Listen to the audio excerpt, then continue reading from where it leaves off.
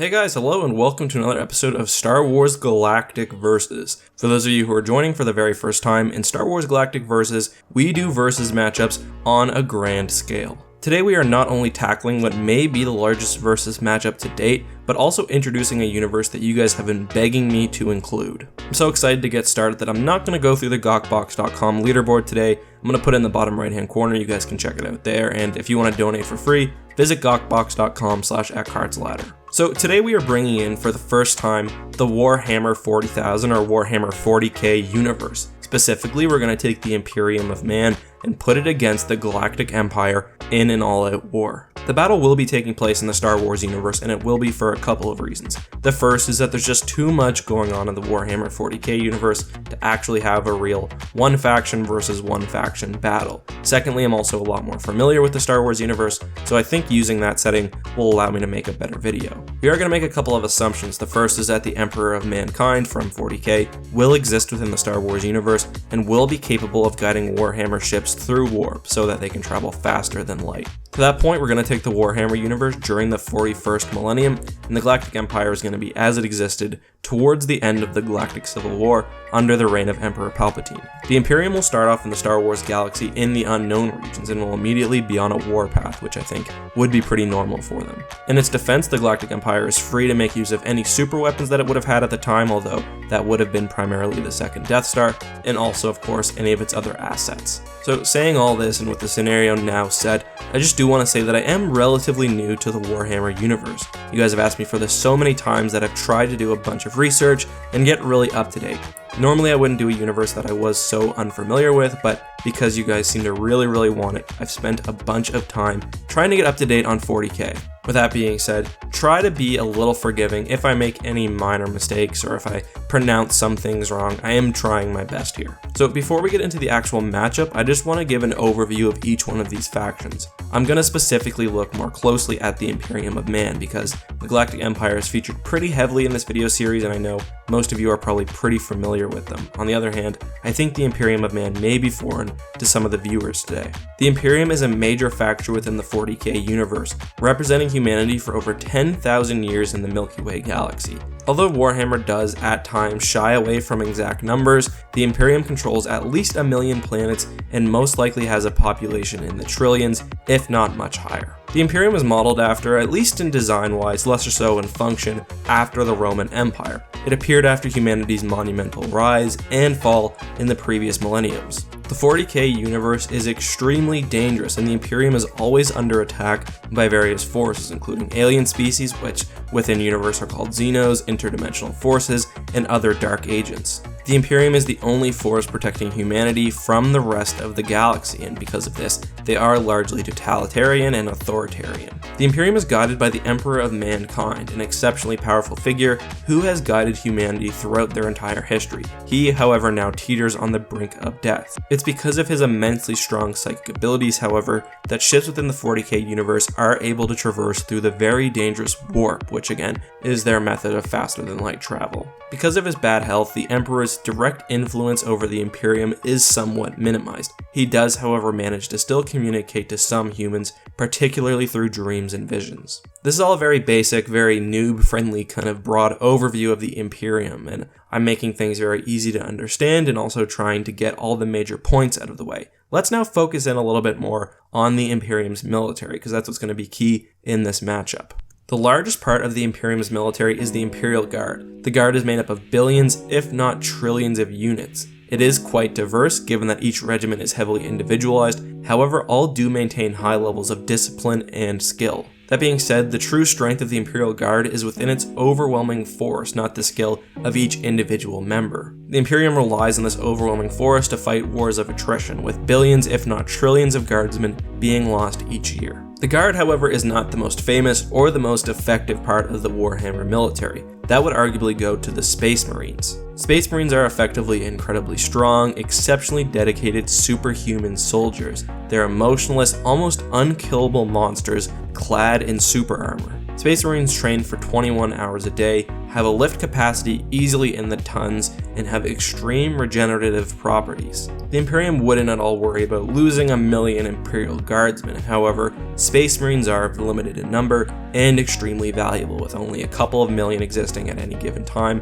depending on the circumstances. There are thousands of Space Marine groups, each which are individualized, so the details of an individual Space Marine can vary quite wildly. However, what they do all have in common is that they're super dedicated and hyper lethal. It's worth noting that within both of these groups are Psykers, and those are individuals who are capable of using psychic abilities. Now, Psykers can vary in power quite dramatically, and the most powerful ones especially are susceptible to demonic possession. However, these abilities are important not only on the battlefield, but also for traversing through the warp. Beyond these two groups, there are various other weapons available to the Imperium, including notably Titans, which are essentially giant walkers that are dozens of meters tall. There are also other special operations groups and just other units that are just too numerous to really get into today. Interestingly, because of past conflicts with their own artificial intelligence, the Imperium of Man does not use AI heavily, and there is also a degree of technological stagnation, and many of the technologies in the universe cannot actually be repaired because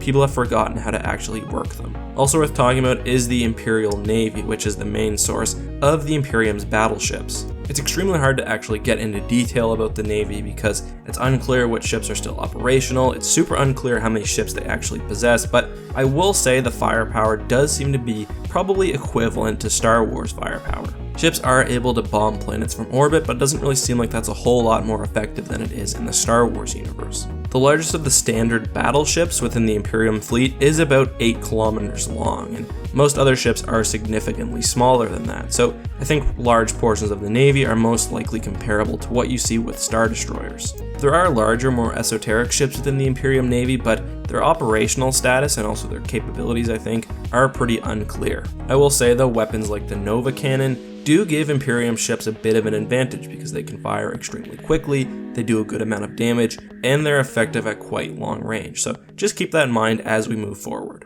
Okay, so that was a very, very brief overview of the Imperium's military assets, including their army and their navy. This video is starting to get long, so I'm going to talk just very, very quickly about the Galactic Empire. If you want more information, feel free to watch some of my previous videos, but I do think I will hit most of the major points here. The Galactic Empire was the central government in the very, very large Star Wars universe. And I say very large, and I emphasize that because really that's the defining feature of the Star Wars galaxy. It said that the galaxy has over 100 quadrillion individuals with billions of species and planets. Now, admittedly, the Empire only does have direct control over a few million worlds, but they have the resources to match the galaxy size. It's really hard to overstate just how powerful the Imperial Navy was, but at this point they probably would have had at least 25,000 Star Destroyers, millions of smaller ships, and probably dozens, if not hundreds of dreadnoughts. The Imperial Army was also quite developed, with trillions of units, although none really as notable as the Space Marines from the 40K universe. In addition, the Empire was controlled almost single-handedly by Emperor Palpatine, who was essentially all-seeing and all-powerful. I do just want to talk specifically about Palpatine for a second. When reading the comment section of my videos sometimes, I do think that at times his power is overstated. Palpatine was very powerful and he could escape death. However, this required a lot of time, and he did need physical clone bodies to inhabit. Also, just like pretty much anyone within the Star Wars universe, he could be killed by conventional means. I mean, we saw on Return of the Jedi that he's thrown down a large shaft and dies that way. He is also not able to see everything as it happens. I mean, Luke Skywalker hid essentially under his nose while growing up. He couldn't foresee all of the actions of the Rebel Alliance. The list continues. He was undoubtedly, though, a master manipulator, exceptionally intelligent, and a brilliant strategist. He did, however, make mistakes and was very cocky. Also, I think you guys might be overestimating his Force Storm ability. Now, this was exceptionally powerful. We only really see it in the Dark Empire comics, where he loses control of a Force Storm, which destroys his Eclipse Super Star Destroyer and also himself. And it's just fairly obvious to me that these aren't really things that he can summon at will, fully control, and probably not project from across the galaxy. I also don't think that he could summon one every day. It probably takes an exceptional amount of energy. So with that being said, let's now take a look at the battle, and this one is really interesting because we're comparing two universes which are really exceptionally different. The Empire has never fought an enemy like this, specifically because the Imperium seems to rely heavily on throwing units at an enemy. The Imperium is likely used to losing millions of troops at a time. That's not something the Imperials have ever encountered before. The Imperium is also much more familiar with perpetual war, and it seems like their society is really geared towards it. They don't really care about the rights of individuals or even really whole planets. Rather, they only care about protecting the human race from all terrors within the Milky Way galaxy. Imperium soldiers are absolutely fanatical, and stormtroopers on the other hand are often conscripted and may not even believe in the goals of the Galactic Empire. The Imperium is also used to fighting really scary enemies.